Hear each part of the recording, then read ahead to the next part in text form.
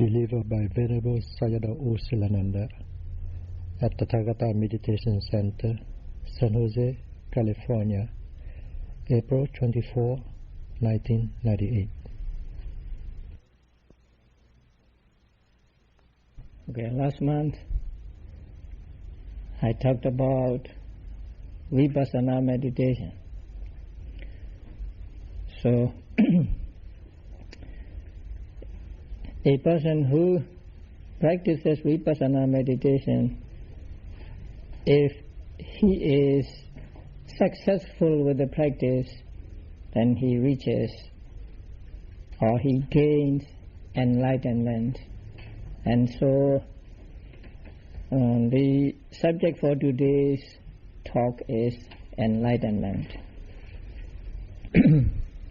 Nowadays people talk about enlightenment, and enlightenment is a popular subject, but I'm not sure whether they really understand what they are talking about, because enlightenment can mean a different thing to different persons or to people who belong to different religions.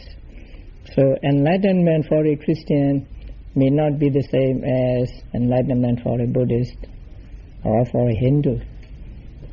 So before we talk about enlightenment, it is good to understand what enlightenment is according to Theravada Buddhism. So first we must know what enlightenment is. Now, enlightenment according to Buddhism is the realization of the Four Noble Truths and eradication of mental defilements. So at least there must be these two things with enlightenment. A person who gains enlightenment sees or penetrates the Four Noble Truths. That means he understands the Four Noble Truths through self-experience, and at the same time he is able to get rid of mental defilements. At the moment of enlightenment, there arises in a yogi a type of consciousness, and that type of consciousness is called magga or path consciousness. And that consciousness, or that type of consciousness, is new to that yogi. He has never experienced that type of consciousness before. So such a type of consciousness arises, and that consciousness takes nibbana as object, and at the same time it is able to eradicate mental defilements. Now when a person practices Vipassana meditation, so at the successful end of Vipassana meditation, he gains enlightenment. So following the moments of Vipassana meditation, that consciousness arises and it takes nibbana as object, and it eradicates mental defilements. So from that time on, a person is said to have gained enlightenment, or a person is called an enlightened person. So the moment of enlightenment is described in a book called Milinda Panha, or Questions of King Milinda. So there, the moment of enlightenment is described clearly by the Venerable Nagasena. So there he said, the mind of the yogi who is incessantly, that is step by step, observing the objects or observing mind and matter, transcends the stream of mind and matter that is going on incessantly and plunges into the cessation of the stream of mind and matter that is incessantly going on. So here, who is incessantly step by step observing the objects means who is practicing vipassana meditation. So when you practice vipassana meditation, you take the mind or the matter as object, and you have to be constantly observing. That means you have to be observing whether mind or matter at the present moment. So during the moments of vipassana, the mind of a yogi is on the mind and matter, or they are called 5 aggregates of clinging, or miscellaneous formations. So that is the moment of vipassana meditation. And when vipassana meditation becomes mature and say a yogi gains enlightenment, then his mind plunges into the cessation of the stream of mind and matter that is incessantly going on. So that means at that moment, at the moment of enlightenment, his mind takes the cessation of the stream of mind and matter, or just cessation of mind and matter, or in other words, nibbana as object. So his mind, as it were, falls onto that object, and that moment is what we call the moment of enlightenment. At the moment of enlightenment, the stream of vipassana has ceased, and the consciousness that arises at the moment of enlightenment is the path consciousness. So at the moment of path consciousness, there is no vipassana consciousness, and since there is no vipassana consciousness, there are no objects of vipassana at that time for that yogi. So for the yogi, both vipassana and its object have disappeared, and instead there is the path consciousness, and that path consciousness takes nibbana as object. So a yogi who has practiced in a correct way, and so by wisdom reaches into the cessation of mind and matter, is called one who realizes nibbana. So here it is said that a yogi who has practiced in a correct way, so you have to practice vipassana meditation in a correct way, and as a result of that correct way, say the mind of the yogi reaches into the cessation of mind and matter by way of wisdom. So that means he does not reach the cessation of mind and matter physically, but through his understanding, or in his mind he reaches the cessation of mind and matter, he realizes the cessation of mind and matter, or he takes the cessation of mind and matter as object at that moment. And the cessation of mind and matter is another name for nibbana. Now, enlightenment follows vipassana. So, enlightenment is actually the result or outcome of vipassana practice. But enlightenment or magga, path consciousness, is not called a vipaka of vipassana. It is called by other names. So in one commentary, it is described as the outcome of vipassana, the profit of vipassana, and the accomplishment of vipassana. So actually it is the result of vipassana. The enlightenment is the result of vipassana. Without vipassana, there can be no enlightenment. And if you know Abhidhamma, you will clearly understand that there can be no enlightenment or path consciousness without vipassana.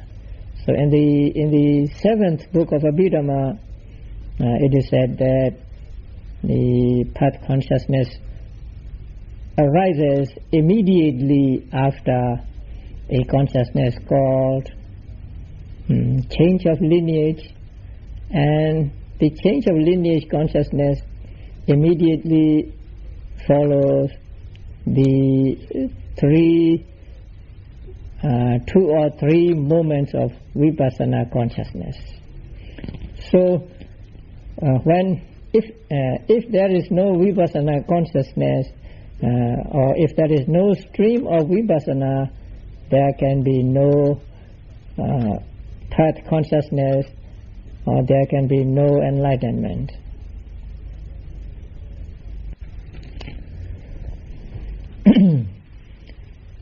Now, when we read the discourses and when we read the stories, especially in the commentaries, we repeatedly come across descriptions of those who gained enlightenment immediately after the discourse, or at the end of discourse.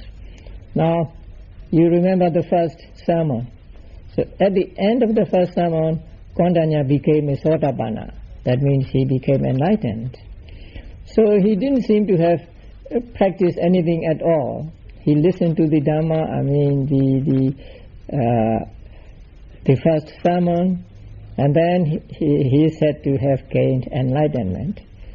So there are many other discourses and also stories, especially in Dhammapada, where it is mentioned that such and such people became Sotapanna or Arahants at the end of the discourse. So there seemed to be instant enlightenment, and I wish there was one.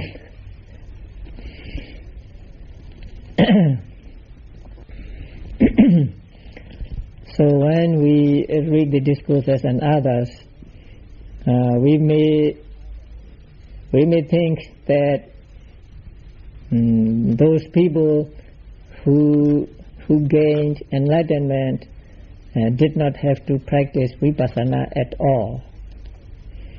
But that is not true, because every enlightenment must be preceded by vipassana, as I have explained. So those people also went through the stages of vipassana one by one, maybe while listening to the Dhamma, or maybe a little after the Dhamma discourse. But they went through these stages so fast that they seem to have attained enlightenment instantly without the practice of vipassana meditation. But without vipassana meditation there can be no enlightenment.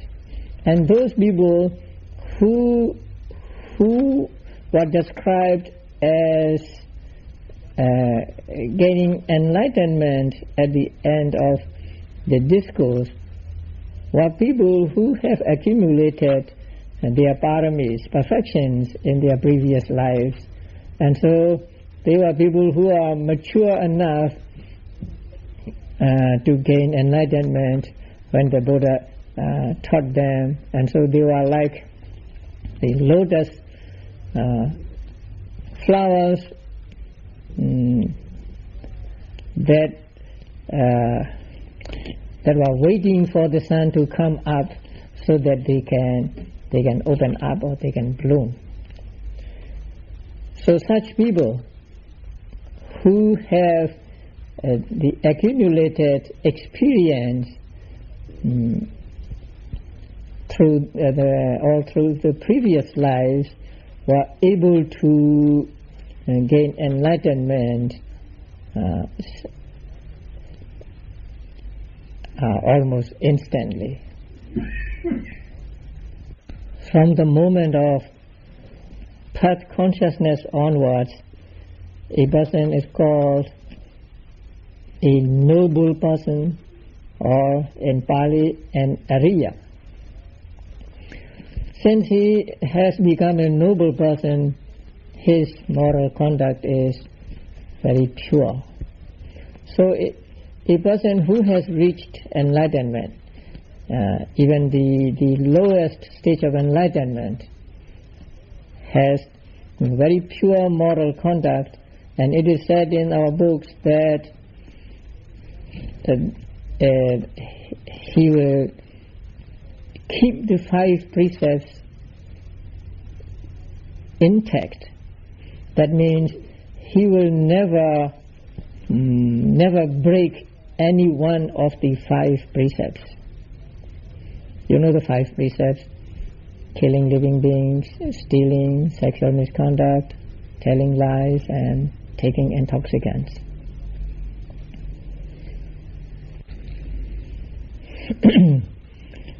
So the commentary said that even in the next life, a noble disciple never kills a living being, never steals, never commits sexual misconduct, never tells a lie, and never takes intoxicants. So suppose a person becomes enlightened as a human being, and then he dies and he is reborn as again as another human being. So when he is young, he is an infant, he may not know that he is a noble person. But after some time, when he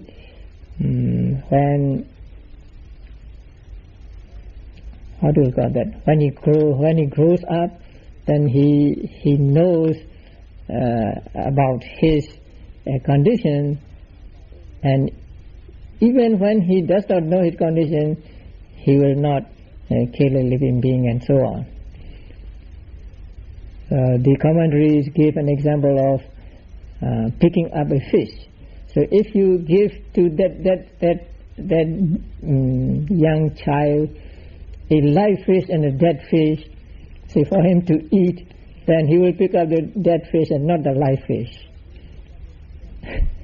So it is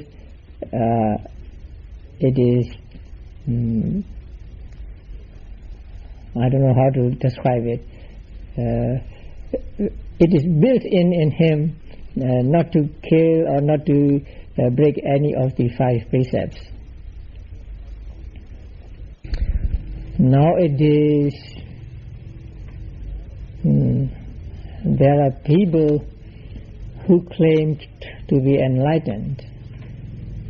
Once I saw on television a man claiming that he was one of the 12 enlightened persons in the world.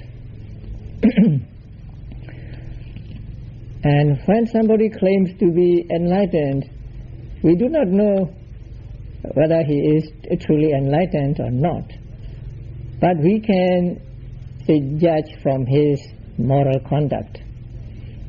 If he keeps the 5 precepts intact, if he doesn't kill a living being and so on, then it is likely that he may be enlightened.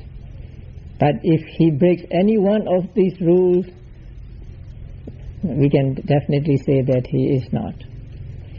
So this is one thing we can judge a person who claimed himself or herself to be enlightened by watching him or her about their moral conduct. And also there are persons who think they are enlightened. They may have practiced meditation and they may have experienced something they did not experience before, and then they may think honestly that they are enlightened. So such persons can also judge themselves by asking themselves, do I break any of the precepts? What do I do when there are ants or insects in the house, or mice and others? So if you suppose you think you are a enlightened person, so if you can still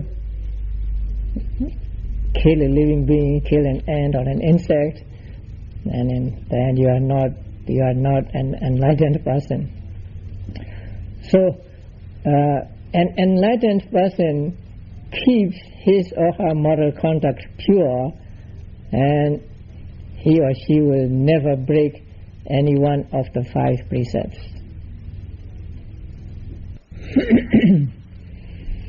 Now, is enlightenment for monks only, or do monks only gain enlightenment? I think this is a silly question. But this question is for those who do not know anything about Buddhism. So the answer to this question is no, because there were many lay people during the time of the Buddha who gained enlightenment and who became noble persons. There was a young man called Yasa. That was after the Buddha gave his first sermon. He came to the Buddha and he met the Buddha, and Buddha taught to him, and he became enlightened. And also his father became enlightened. And there were people like King Bimbisara. He was a king and he became enlightened. So he continued to be a king and rule over a kingdom, but he was a Sotapanna. And also there was the banker Anathapindika who had the Jetavana monastery built and offered to the Sangha. And also there is a lay devotee, a male lay devotee called Visakha. So he also became enlightened as a lay person. And there are other people like Chitta and Nakula Pita, Nakula's father, Mahanama, a Sakyan king, and also the physician Jivaka. So they are all lay people, and they were all enlightened persons. So they continue to be lay people after their enlightenment, and they died as lay people. So enlightenment is not for monks only, but actually for anybody who cares to practice vipassana meditation.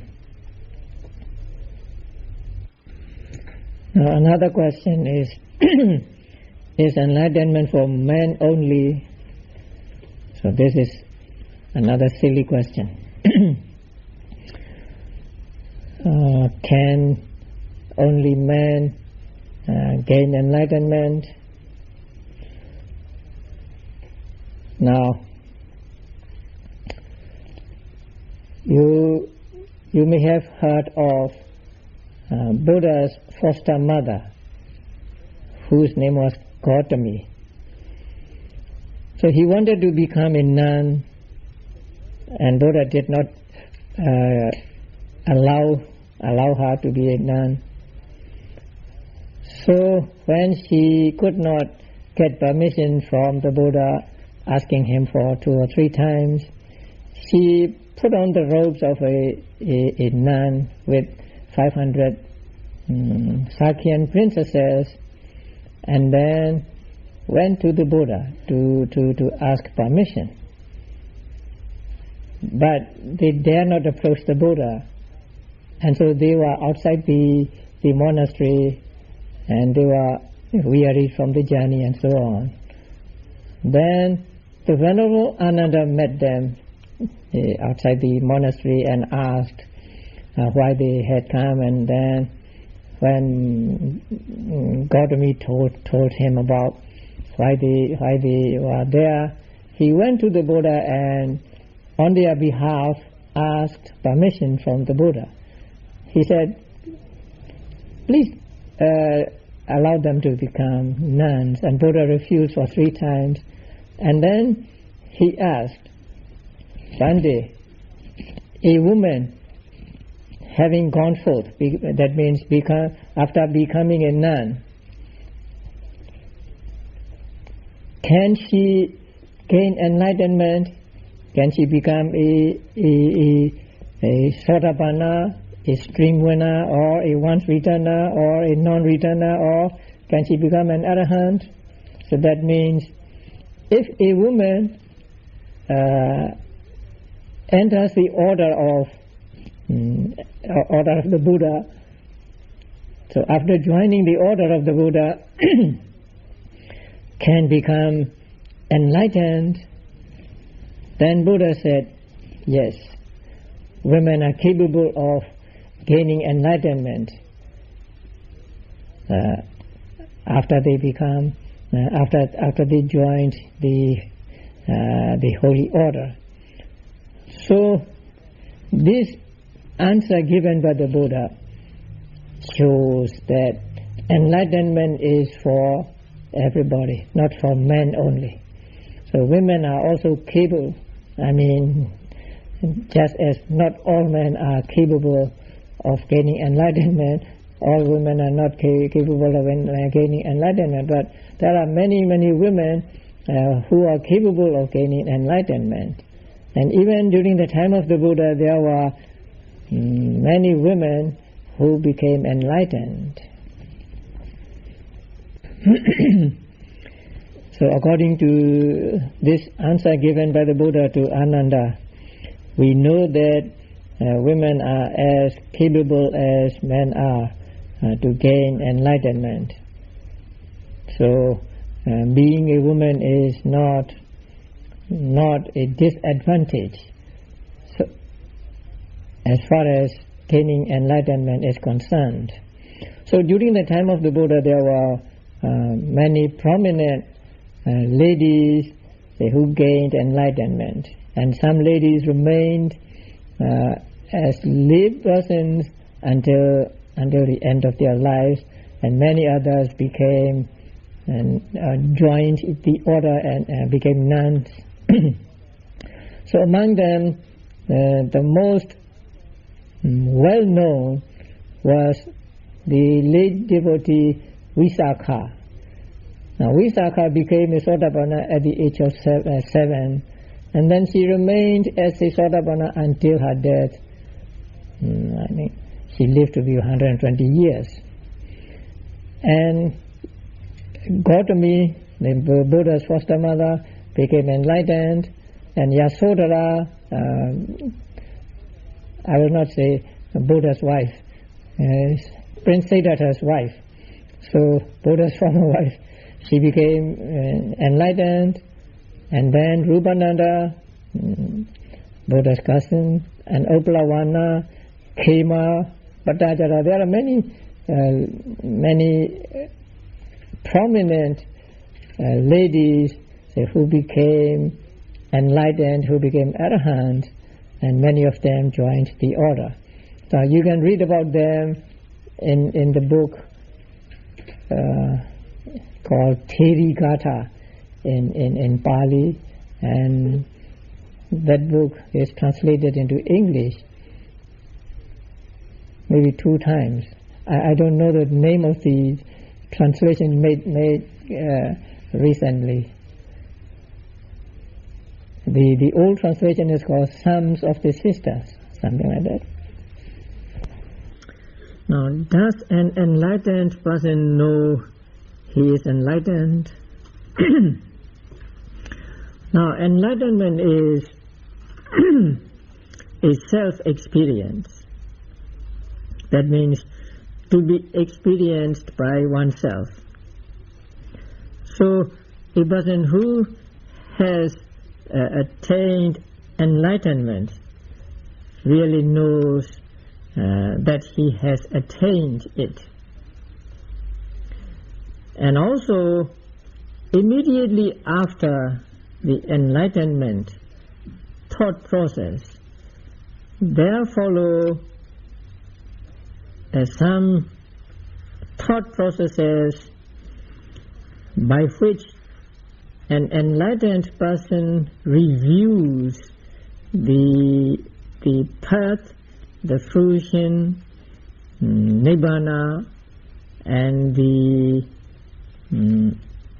defilements that are eradicated and the defilements that are remaining.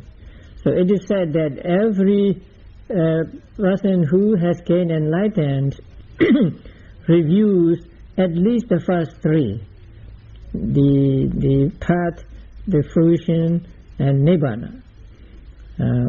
Regarding the defilements that are eradicated and those that are still to be eradicated, they may or may not review.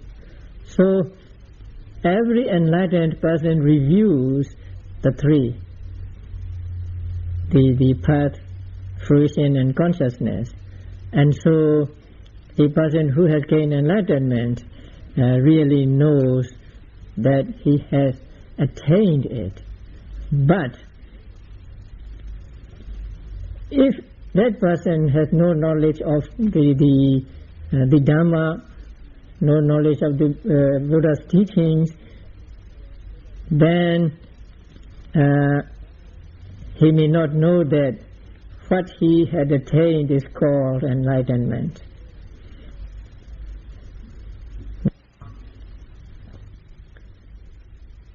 You come to this place, and so you have the personal experience of this place, but you may not know that this place is called a Tathagata meditation center. So a person who has attained enlightenment may not know that it is an enlightenment, or it is called enlightenment, but he has experienced it himself. He has reached this stage himself, and so he knows that it is something he has attained.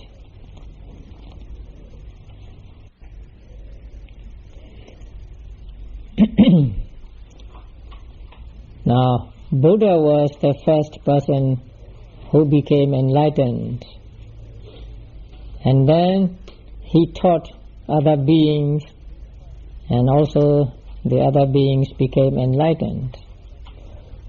Those who gain enlightenment following the teachings of the Buddha are called savakas, or disciples. Now, the enlightenment of the Buddha and enlightenment of the disciples, are they the same or are they different? Now, we may say they are different. Now, enlightenment of the Buddha is accompanied by some types of knowledge that are peculiar to Buddhas only. As soon as Buddha became enlightened, he also gained omniscience. He also gained what is called the great compassion, and there are other kinds of wisdom or knowledge that he gained, and those are not shared by his disciples. So, in that sense, the enlightenment of the Buddhas is different from the enlightenment of disciples. A disciple may become enlightened, but he may not gain, along with enlightenment, the omniscience and so on. And also, with regard to eradicating mental defilements, there is a little difference. Now, Buddhas eradicate mental defilements altogether, and the Arahants or disciples eradicate mental defilements altogether. But there is a difference, and I hope you already know that difference. Now, when the Buddhas eradicate mental defilements, their eradication is total, without any we call it vasana. I will explain it. But when disciples or arahants eradicate mental defilements, they are unable to get rid of that vasana, although they have eradicated all mental defilements. So that is the difference between the eradication of mental defilements by the Buddhas and by the disciples.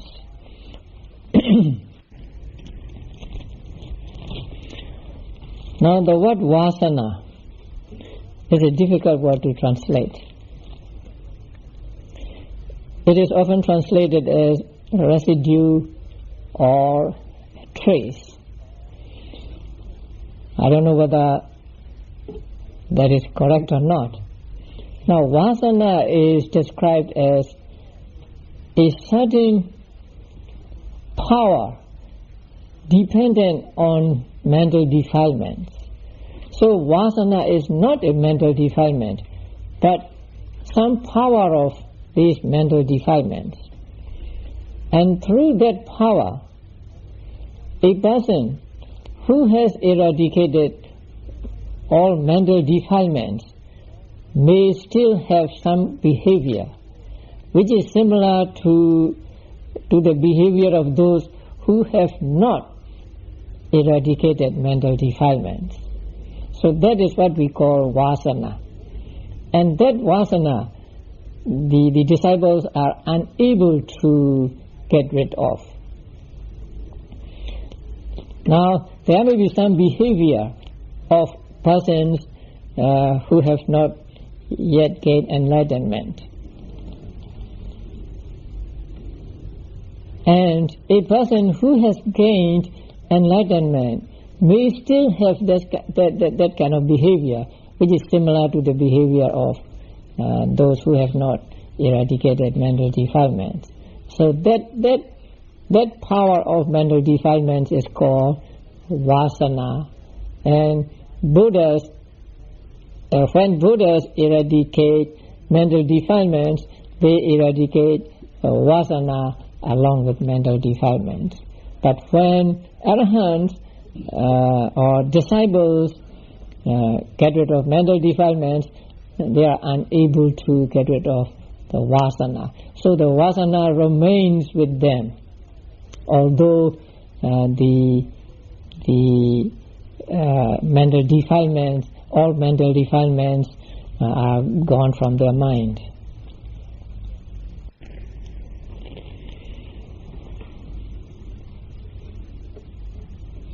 I hope you have heard about the Venerable Pilinda Vacha. I have talked about him many times here. So the Venerable Pilindavacha was an arahant during the time of the Buddha. And he came from a very high caste Brahmin family. So naturally he was very proud. And in those days, the people of high caste addressed those of low caste people as wicked men or wretched men or something like that. So when they address like that.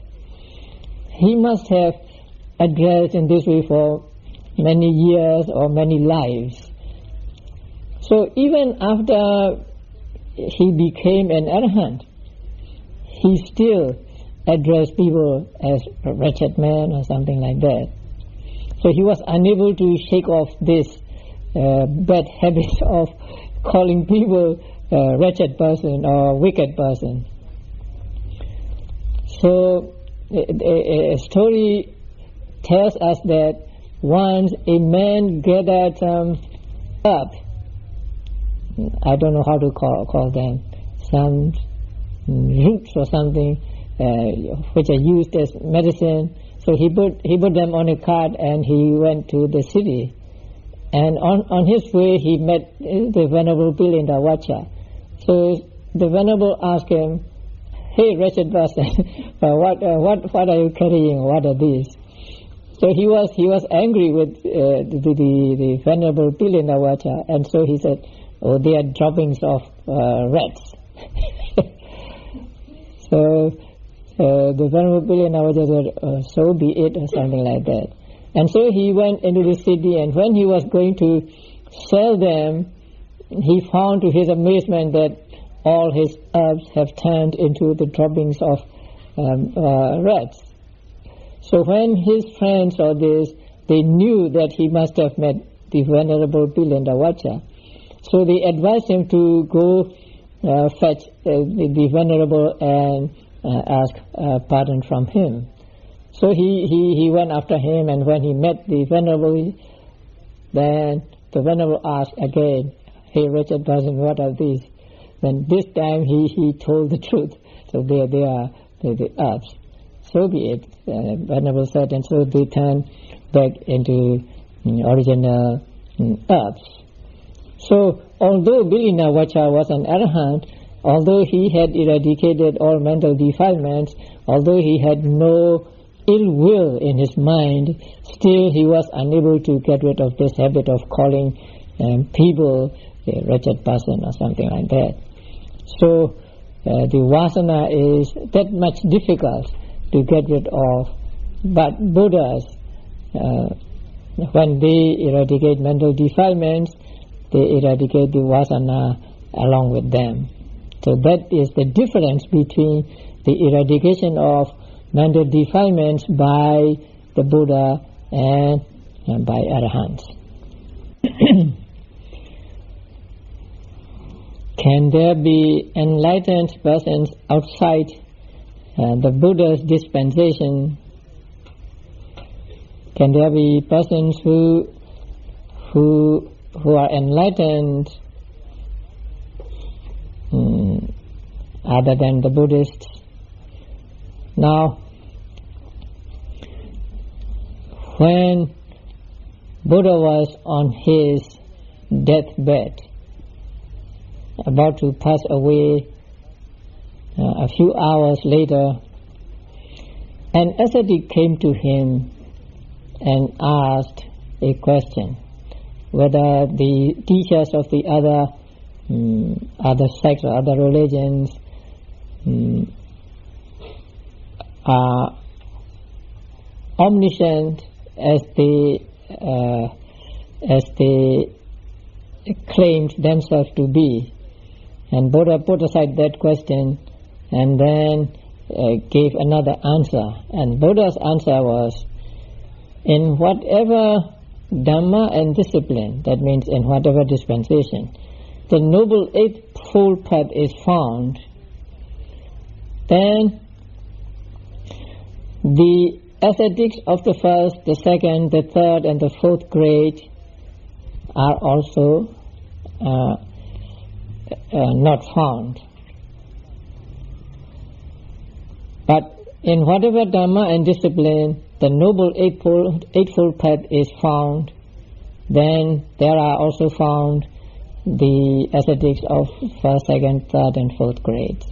So that means in whatever, say, religion, there is the practice of Noble Eightfold Path, or there is the practice of vipassana, then there can be those who gain enlightened in those religions. But if there is no practice of a Noble Eightfold Path, no practice of vipassana, there can be no persons who gain enlightenment. As you know, enlightenment is the outcome of the practice of vipassana meditation, and vipassana meditation and the practice of Eightfold Path are the same. So, in this case, we cannot say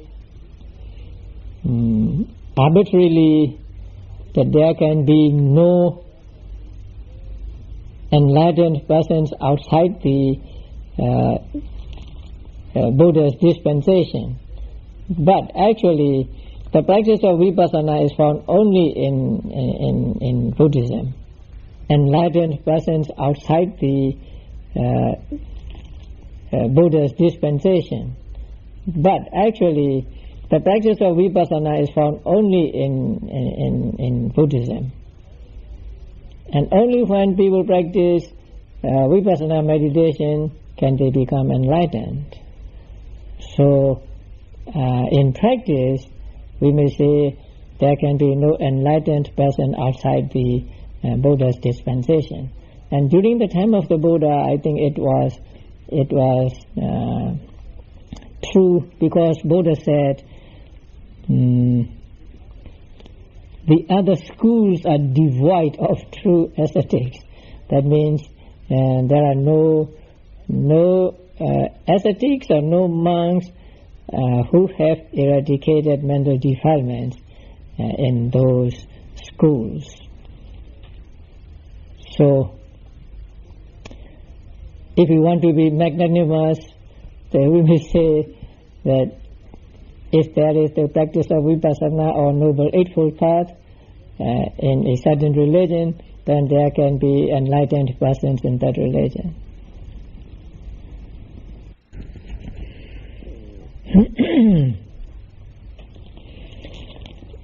As the realization of the Four Noble Truths,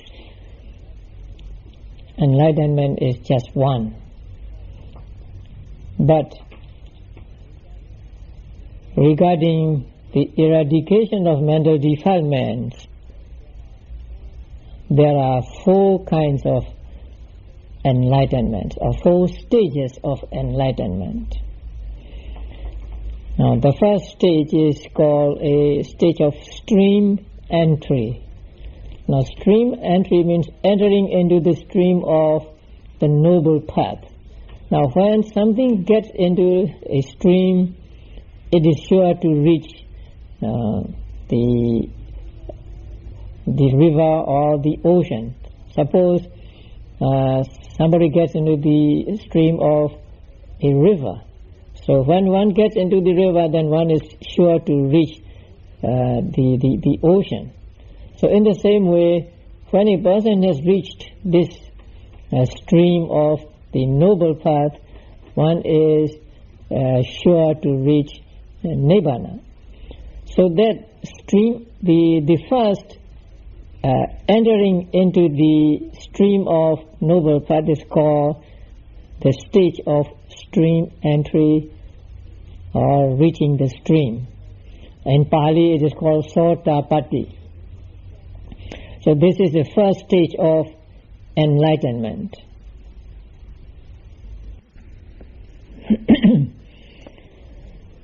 When a person reaches this stage, he is able to eradicate two of the mental defilements. And these two are wrong view and doubt. So a person who has reached this stage and who is called a Sotapanna has no wrong view regarding the self, regarding the soul, regarding the law of karma and so on. And also he has no doubt about the Buddha, about the Dhamma, about the Sangha, about the practice, and about the doctrine of dependent origination and so on. So a person who is at this stage is able to eradicate these two mental defilements. Once eradicated, they will never arise again in that person's mind. So they are totally destroyed. And also such a person will be reborn only 7 times in the future. And he will be reborn in human realm or the realms of devas. That means a person who has reached the first stage will not be reborn in the 4 woeful states.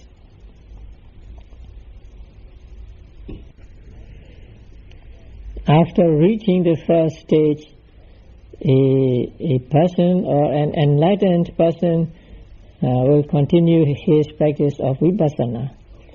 And as the result of that vipassana practice, he will reach the second stage. And the second stage of enlightenment is called the stage of one's returning. That means by way of rebirth, he will come back to this human world only once. A comeback means he will be reborn as a human being only once. So that stage is called in Pali, it is called Sagadagami, so once returning. At this stage, a person does not eradicate any more mental defilements, but he makes the remaining mental defilements thinner or weaker. So there still remain mental defilements with him, but these mental defilements are very weak, so that they cannot drag him to the 4 woeful states. And he will have only 2 more rebirths in the world of sensuous sphere or sense sphere. That means in the world of human beings and devas.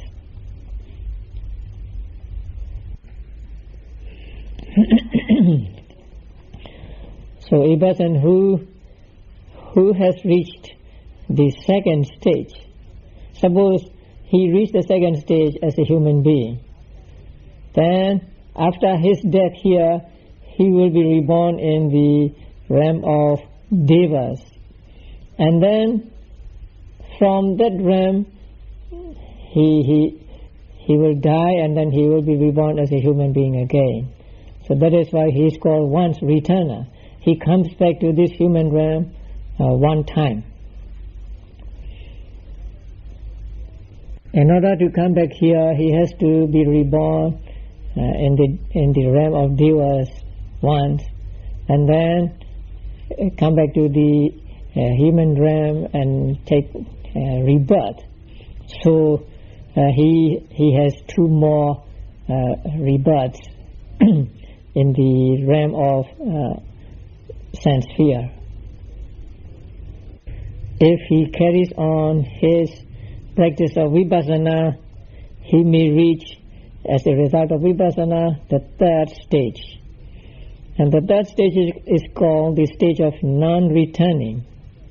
That means not coming back to this realm of sense sphere. That means to this to the realm of human beings and to the realm of devas. Now, at this stage, he eradicates two more mental defilements. They are sensual lust and ill will, or dosa, hate or anger. So a person who has reached this stage, the third stage, which is called anagami stage, will have no attachment to the sense objects, and he is incapable of getting angry. Since fear is a kind of anger, or regarded as a kind of anger in Abhidhamma, he will not have any fear. So this is the stage of the non-returning. And after that, he will be reborn in the pure abodes of Brahmas. That means he will definitely get jhana before he dies, and then will be reborn in the world of Brahmas that are called the abode of pure beings. So a person who has reached the third stage of enlightenment, or who is an anagami, will have no attachment to his life as a human being, to his belongings, or to persons and so on. So in this case, in this respect, he is almost like an arahant. But unlike an arahant, he still has attachment to the realms of Brahmas, and that is why he is reborn in the world of Brahmas. If he practices further, he may reach the fourth stage of enlightenment, and that stage is called the stage of arahantship. And this word is difficult to translate into English. So the stage of a worthy one, or the stage of a person who has eradicated all mental defilements. And so it is better to keep the Pali word. So this fourth stage is the highest stage of enlightenment, and there is no higher stage than this. So when a person reaches this stage, the stage of an arahant, he eradicates all the remaining mental defilements. So there are no mental defilements remaining with him. All mental defilements are gone. But as I said before, something remains with him, and that is the vasana, the power of mental defilement. So a person who becomes an arahant gains the purity of mind. His mind is totally pure from all mental defilements.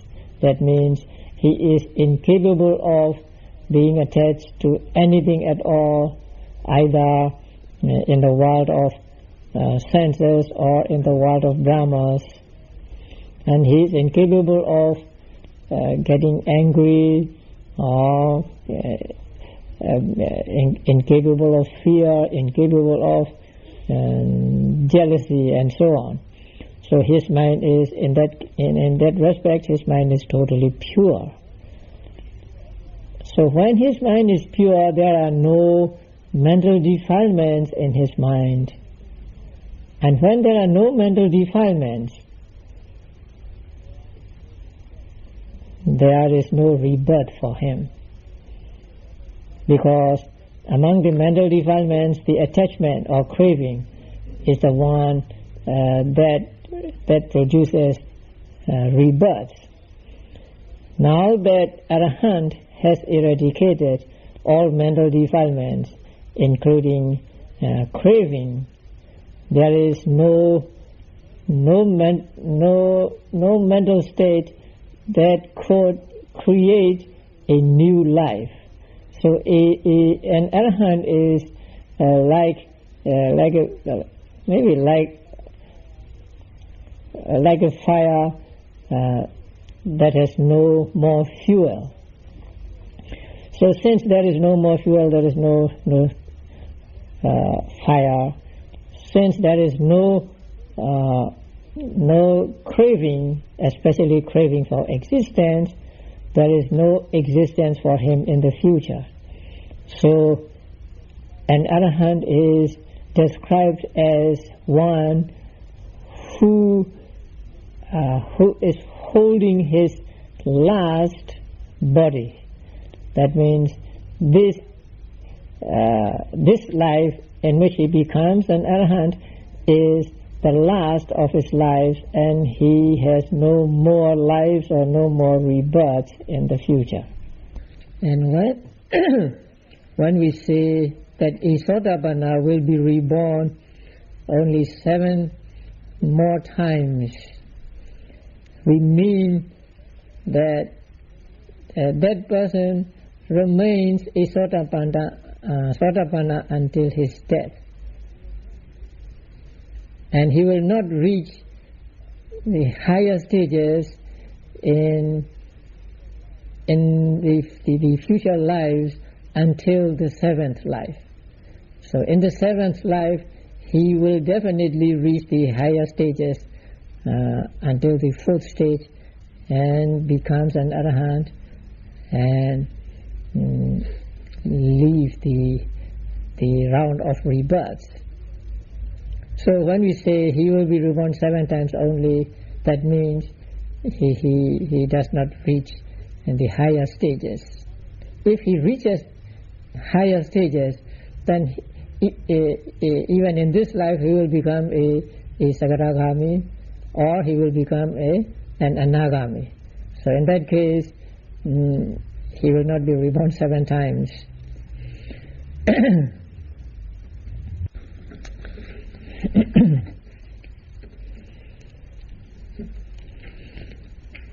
Now,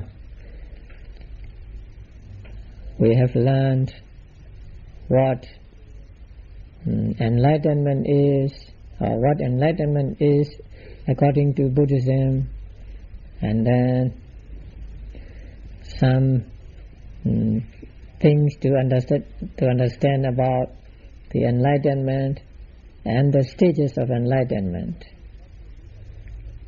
When we practice vipassana meditation, we aim at reaching these stages.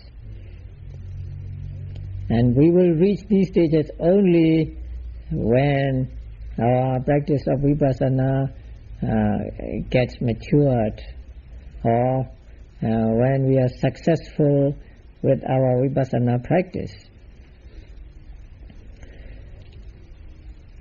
And according to the advice of the Buddha, even after reaching the first stage, yogis are not to be satisfied with that. They should strive for reaching the second stage, and after the second stage also they are not to be satisfied. They are to try to reach the third stage, and then after the third stage also they must try to reach the fourth stage. So the Buddha's advice is, you are not to be satisfied with just practice of sila, practice of samadhi, and or even reaching the first, second and third stages of enlightenment. So you are to strive until you reach the fourth stage. Because Buddha's aim is to get out of suffering. So long as we are in this samsara, even though we may be reborn as a Brahmas who live a very long time, still, according to the definition given by the Buddha, the life of a Brahma is also dukkha or suffering, because the life of a Brahma is also impermanent. It has a beginning and an end. So when we say we want to get out of dukkha or suffering, then we must want to get out of anything that is suffering. So any existence, any life is suffering, and so we try to get out of.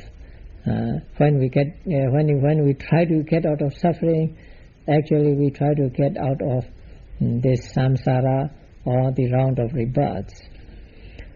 So may our practice of vipassana meditation lead us ultimately to reach the highest stage.